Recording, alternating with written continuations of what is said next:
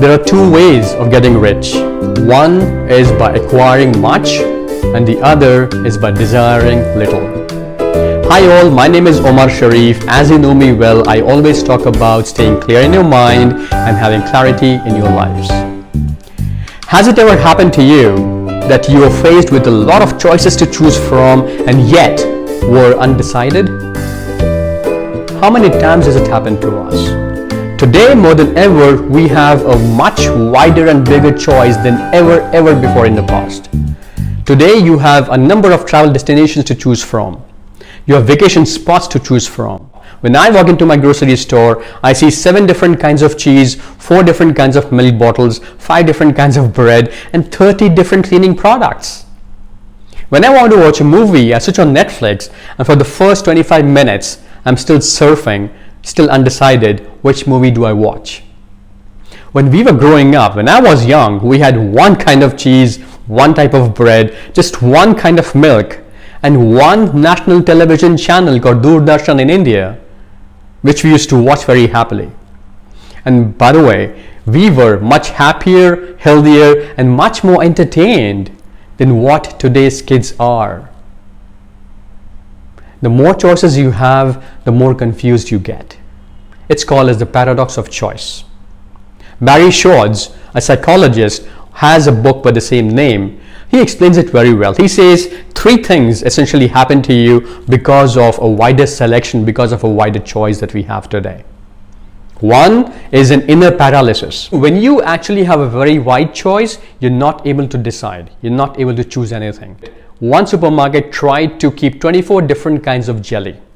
They made an experiment. They kept 24 different types of jelly for the customers to come in, taste the jelly, and pick up any one they like at a discounted price. 24 different kinds. The next day, they just put 6 different kinds of jelly with the same offer. Come in, take your pick, have a taste, and then choose and buy something, whatever you like, at a discounted price. The result? The sales on day 2 were 10 times higher than day 1. Why? Because the more choices the customer had, they were confused and they could not decide which one to go for. But when the choices were just 6, it was much easier for them to select one. Sounds familiar, doesn't it? I've been through it. The second thing that Barry Schwartz talks about is when you have too much of a choice or you actually make a decision which is not really right, you make incorrect decisions. For example, today, if you ask any boy or a girl, any young man or a young woman, what do they want to see in a spouse?